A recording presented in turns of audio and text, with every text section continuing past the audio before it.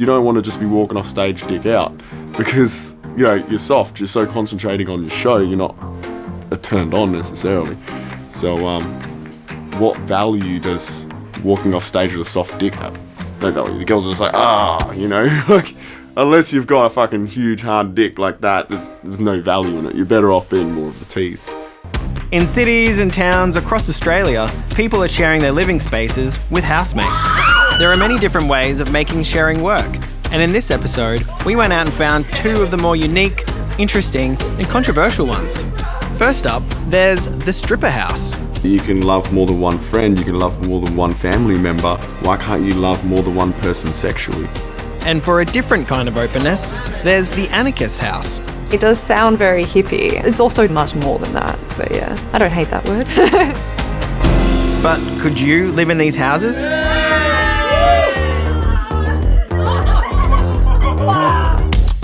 In this share house, there's Joel. The hardest thing is other people understanding and accepting it. Polyamory just means many loves. And his ex-girlfriend, Kai. As a side job, I sell my used underwear. You'd be surprised at how many men buy them. It's crazy. And couple, Ali and Bryce. Crazy, loud, sexually open people. That was an incoherent sentence, but yeah. And then there's Hugo. We all live in a harmony here, and that's because they keep the big boss happy. Not only do they live together, but work together too. It gets to you after a while. It's like, fuck, I have to see this person again. While the girls work the bar, the boys have a different kind of job. People always think that the strippers do all the seedy work. It's not the truth. We get groped by grandma more than you could imagine. There's a complicated mix of relationships. You want to start World War III? You know Kai will push it even further. And the freedom to be open sexually. I like being naked a lot, so we just all are naked. I'm probably naked the most in the house. Well, most of the time. I feel better with a lock on the door because they used to just open the door and just start doing sex acts in front of me. So. Can this group of outcasts Do you want me to punch you in the arm? make a functional share house? Everyone's got their own little set of rules and boundaries that you just don't cross. For some reason, I feel like I'm the only bloody person in this house that gets that. This is the stripper house.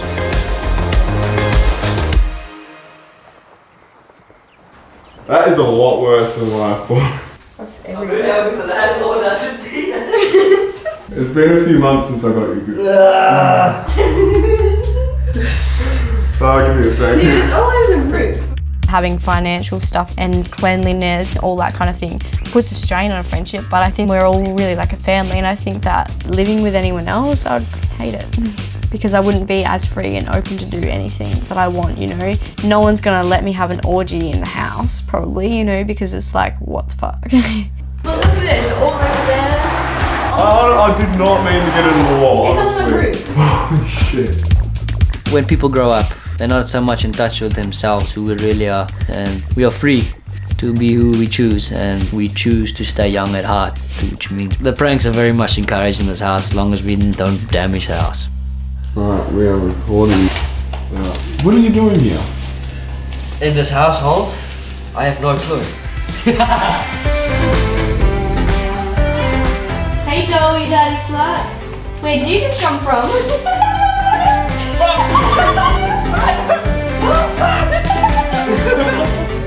This is Kai's room. Don't go in there. She likes to have it all nice and messy.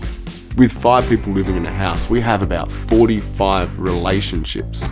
Ali has her own relationship with herself. I have my own relationship with myself. I have a relationship with Ali. She has a relationship with me.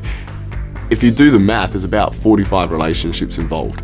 To have every single relationship perfect, it is so hard to do.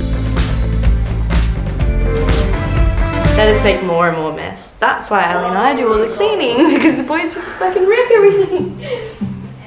Joel has no sense in cleanliness whatsoever. His standard of cleaning is way down there, and I think mine is normal. I understand that, you know, no one's house is really that clean. So I said to him basically, I need to bring my cleaning up a notch, and he needs to bring his expectations of cleaning down a notch, and hopefully find a more middle ground. If the stripper house is a bit too open for you, meet a share house who also challenge the norm, but with their clothes on. You know, we talk about love and community and sharing and harmony. We talk about non-violent communication. Boy, do these things sound like hippie-ish activities. This is a share house with 7 housemates, plus 2 guests on the couch. The Hive is a place of abundance outside of capitalism. The housemates are trying to build an alternative lifestyle. Everyone's interested in challenging norms. Whoa, community, yes! The Hive, as the house is known, is on a large block with a front and back garden and a granny flat. They plan to open up their share house to the wider community. I reckon it'll be ready in some form. But trying to create their own utopia on a rental lease, can this work? What happens if we're told to leave? The way the laws are, you could be asked to leave at any time. This is the Anarchist House. This is the corner that we've been allocated to use our phones. Hey dude, hey! Stay there. So living at the Hive at the moment is, of course, B and myself, and we arrived first. And then who came second? Ashlyn is a Canadian traveller. There's Martina and Sasha. They're the gingers. They're madly in love. And then there's Michael. We met through a coalition against duck shooting. And next came Dash, who's a mad permaculturalist. Yeah, my name's Dash. And who am I? Is a very interesting question. At the moment, Vaughan is a guest, but he'll be moving into a room really soon. The Hive is a share house which operates more like a communal centre, pretty much directly opposed to the neoliberal hyper-individuality that we've got in our culture. Not anarchy as in unstructured chaos, but as in no one is anyone's boss. Yeah, I consider the Hive to be really young. It's still developing in terms of problem solving, the way we do things. Because we put our bins out this week, it's really full and smelly. So who's in charge in a house full of anarchists? We've really tried to undermine the idea of Jeff and I being founders. There's already a power dynamic there that I'm very uncomfortable with. I consider everyone that's moved in to be a founder. I think the best part of living in the Hive is just the love I get shown by my housemates. And I love that sense of camaraderie that I have with people here. Good form. Yoga every day, this guy. So we've been in the Hive for about 8 months now. And now we're in a phase where we're starting to actually open up to more people outside the house because now we have a few things to share. The network of share houses ideally would be in walking distance, and it would be groups of people who want to achieve similar things and just share resources and skills. To get the ball rolling, the Hive are building 3 spaces. There's a garden, food share, and a communal library. It's all hands on deck to finish before their upcoming launch day. Do is I get the strip of this stuff. We really want the people in their house to prioritise the house. The aim is to have a kitchen garden. Oh, soil porn. We're gonna grow your usual suspects, silver beet and carrots and chicory and all those yum things. And we can just go through like chickens. Go through chickens? No, go through it like chickens and just get as much out as we possibly can. It's just a metal pole. Level 3 muscles. We could have it done today for enough people. Have to turn it into a pole to grow beans or something. That would actually be sick. Oh, cool. I love this toy. So this is a library space, and the lending is free, and a lot of people have donated books.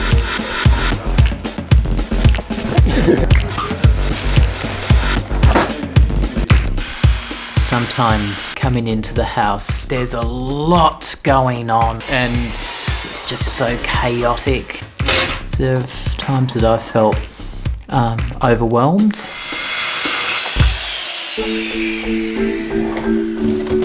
Because because we want to put the books in categories. So if we write out what the categories are: emotional resilience, creativity and fun stuff, positive fiction, self-help and psychology. That looks way too Oh, it's sloppy family to roll time, back. guys. Let's cook some bread. That is so sloppy. Bake some bread. In this house, some relationships are harder to define. Yeah, when me and Kai were dating, we were polyamorous pretty much from the start. And polyamory to us was the fact that you can love more than one person. Once you're ready, do this. Ready? Come on. Ready? Mum, that's too close. Go. He's my ex, I'm his ex. But we had a very open relationship. So now it's like, pff, I don't care. I mean, I've watched him have sex with other people, so it didn't faze me at all, you know? Want to see the best part of my bedroom? My vibrator. That's my vibrator, but... What's Joel's now? Mine, because I broke it.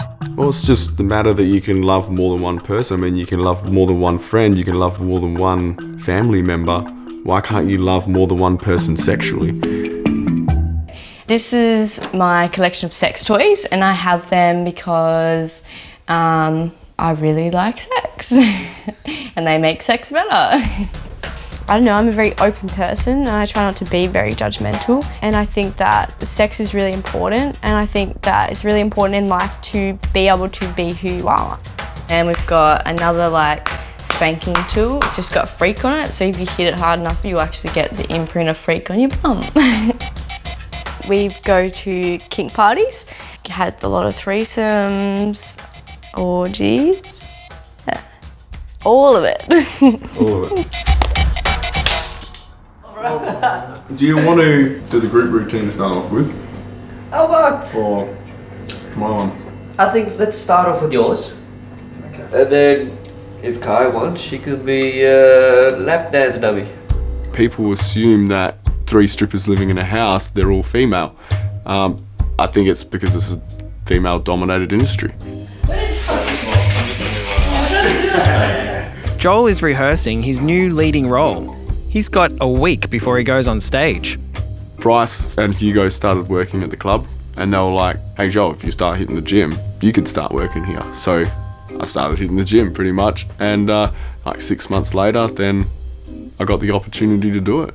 I think that a lot of people view male strippers like, no, why would you want to do that? But it's like, why wouldn't you want to do it, you know? Because you've got a bunch of women who are drunk all over you and just want to fuck you. It's pretty much what it is, you know?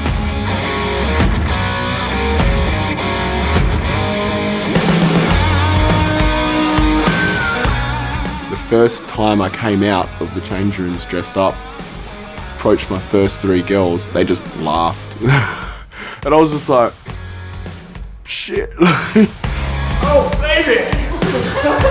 Being on stage, getting your name shouted by hundreds of women, I can tell you there's probably not many greater feelings than that.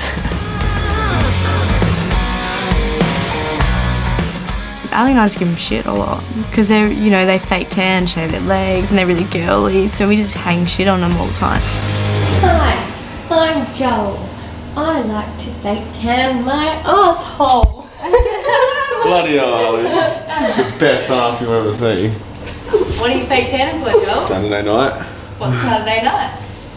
stripping. It's getting a root. If I could sort of like come down and then like handstand there. You want to crunch? Yeah. Oh, Well, not I don't know exactly if that there, would hurt. Yeah, that might hurt a little bit.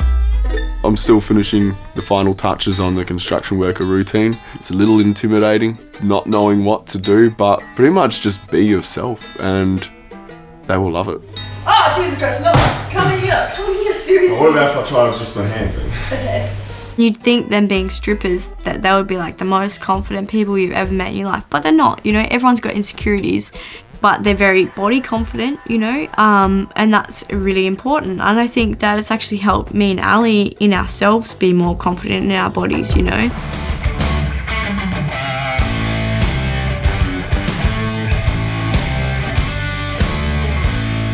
All of Saturday day and Saturday night is just all about the boys. They're practicing at home, rehearsing their shows. They're like, oh, does this look good? Does that look good? You know, and we just let them do, you know, their own thing and help them as much as we can for the show. So yeah, it is a bit about them on the weekends.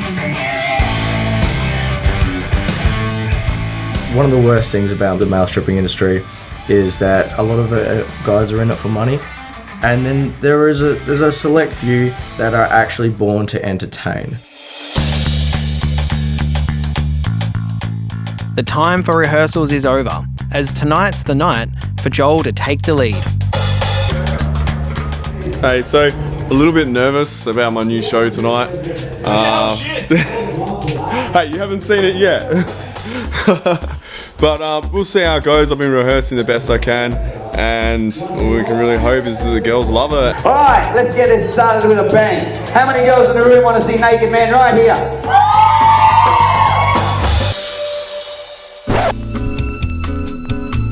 And now, a cautionary tale of when good housemates go bad. Based on your true life stories.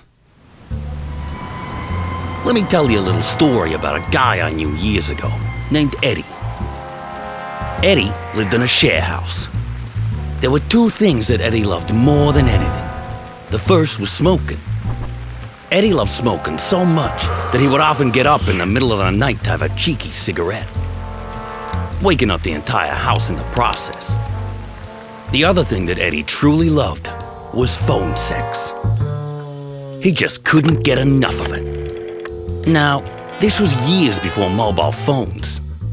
So Eddie had to partake of his phone sex on the landline, which was situated in the lounge room. His housemates were made so uncomfortable by his masturbatory activities that they had to get 1-900 numbers barred on their phone. The activity ceased. Eddie moved out soon after, but not before getting a small section of the carpet in front of the couch rigorously steam cleaned. As a side note, there's absolutely no truth to the rumor that one of the female housemates became pregnant from sitting on Eddie's favorite cushion. Eddie's favorite cushion was later donated to a local IVF clinic.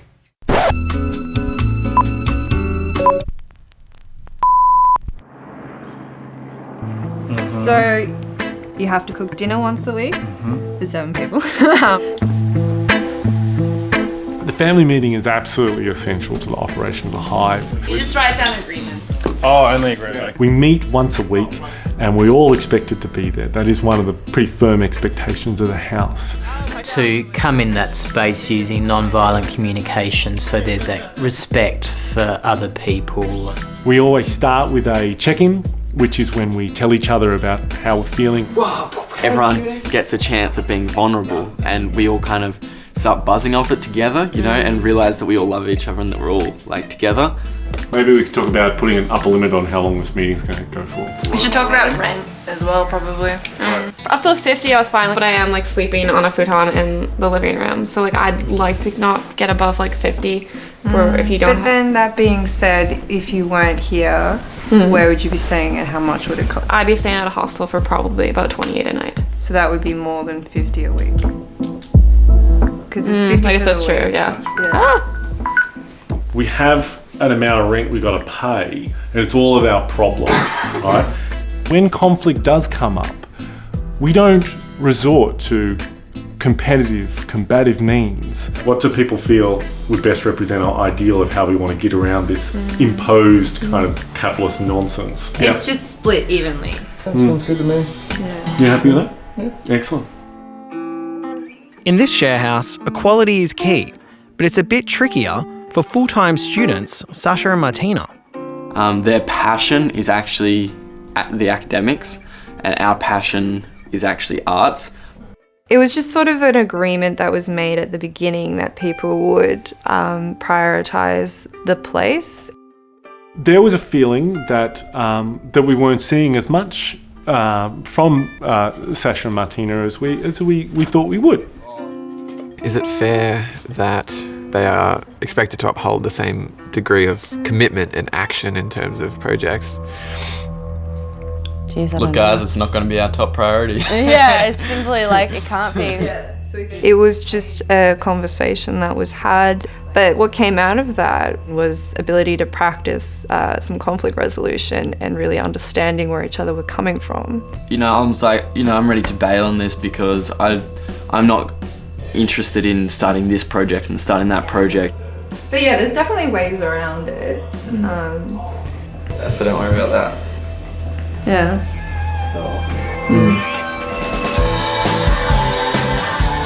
While talking it through has dealt with the issue for now, after weeks of hard work, it's finally time to open up the house to the community.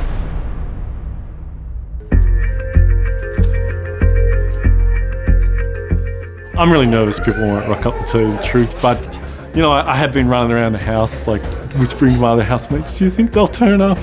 Will other people arrive? And they say, I hope so. Who's celebrating this evening?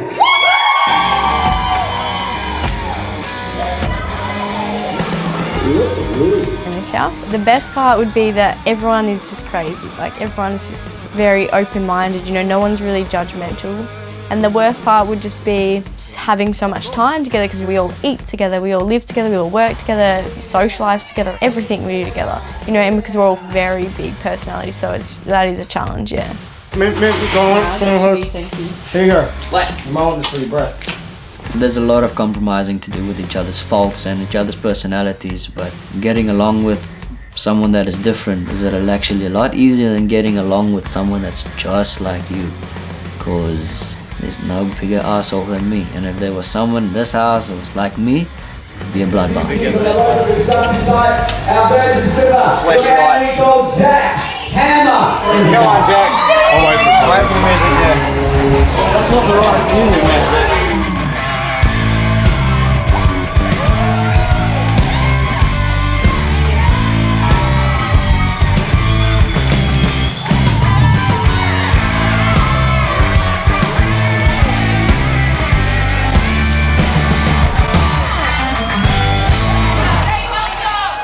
Man, I was so lost because of the wrong music.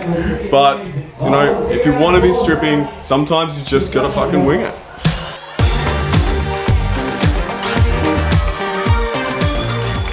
The crowd went wild. I was actually really pleased. But, you know, I can make it better next time with some certain things. I was really nervous before the show. My thoughts was there was basically a 100% chance that I was gonna fuck something up. So. And yeah, I didn't make it perfect, but that's the whole point, you know, eventually you'll get there.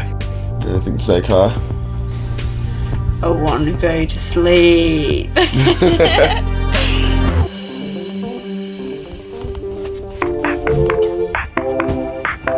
Fuck you, Kai. With housemates that live and work together, 3 male strippers, and 45 relationships, could you live in this house? Because we're all open and honest, and we all just let each other do whatever, you know, and it is like a tribe, you know, we all are so crazy and wild, and that's probably why we all get along so well. What are you doing? We are all outcasts. We don't fit in anywhere else. We have actually come together in our lives through fate, if you want to say it, and formed a friendship and formed a family. And that is because of our differences that we are more alike than you could ever imagine.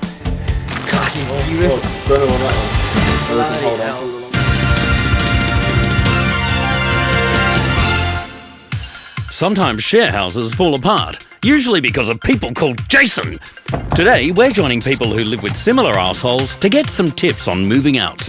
So the first thing I'd recommend is getting a good support squad. Keep your eye on the prize. If you're moving out or somebody else is moving out, do what needs to be done to make that happen. Damn, Liz, I was hoping you'd suggest passive-aggressive notes and setting fire to Jason's bed. It's really common in conflict to dehumanise, get polarised when you're in the middle of it. And one way to avoid doing that is to think about a couple of things that you really like about that person.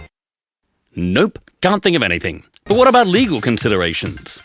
It's really important that you get your name taken off your lease when you leave, because if you don't, you could be held liable to pay unpaid rent or damage to the property, even if it's happened after you've left. Did I mention he eats breakfast on the toilet? I'm not even kidding. Sorry, anything else, Hannah?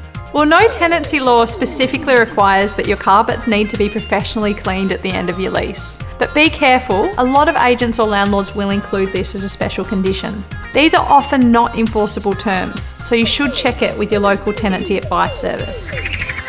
So there you have it. Some good advice on getting away from the Jason in your life. Now you know what to do if it all goes to shit.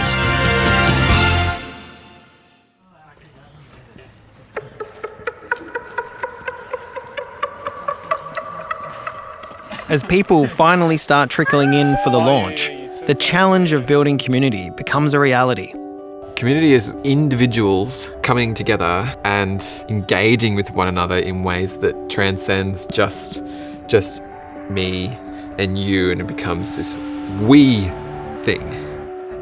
Getting people to invest at the start of anything is really difficult, especially when some of the things you're saying are things they've heard a lot before. When you order the food, you just take it off the shelf, write down who you are and what you took, right? And then you put your money in the jar, or you PayPal it to me or something like that. And maybe a lot of people have tried exactly what we've tried before. So while I would love more people to rock up, it is a challenge.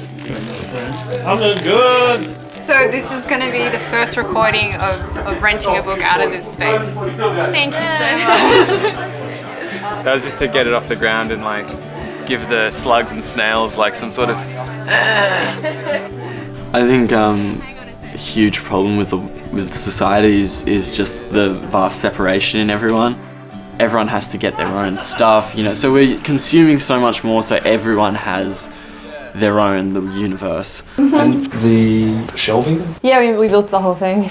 Housing insecurity is a ongoing concern of mine. I think perhaps it's what I worry about the most. Well, yeah, it's a bit of a gamble spending a few weeks building a wall when you're not sure how long you're going to be here for. So we've invested big time.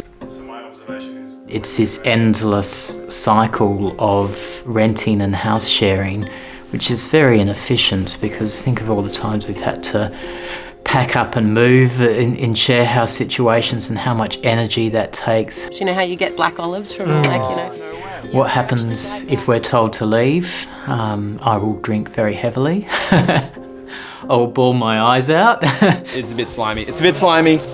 I've moved house a lot. I probably haven't stayed anywhere longer than 3 or 4 months for the past 3 years. So my past experiences have been transient. I'm been out from med school about 7 or 8 years now, working full time, and I can't afford to buy a house. 2, 3. Yep, 6. Thanks so much for showing us how to do it. Of course. Yeah, I definitely view it as a success. I think everyone had a lot of fun. Obviously the library is going to be an ongoing project for me. I want to change the system of bookkeeping and make it kind of just more efficient. I'm a little disappointed with the turnout. A little bit smaller than we anticipated. But I think that kind of goes to the territory of starting new things,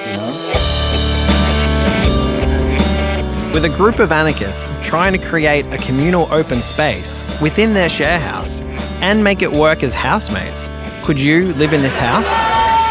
I would love the conclusion to be that we do something bigger. I would really love to get a much, much bigger space and do something like this on a larger scale. We're not creating an answer or living the answer. We're trying to get towards an answer. What we're doing, it does sound very hippie. It's also definitely to me much more than that, but yeah, I don't hate that word. Across Australia, more and more people are turning to house sharing as not just a lifestyle choice, but a necessity.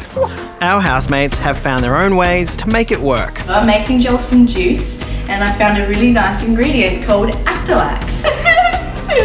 Most of the time. But could you see yourself living in any of these houses? Too old for this shit.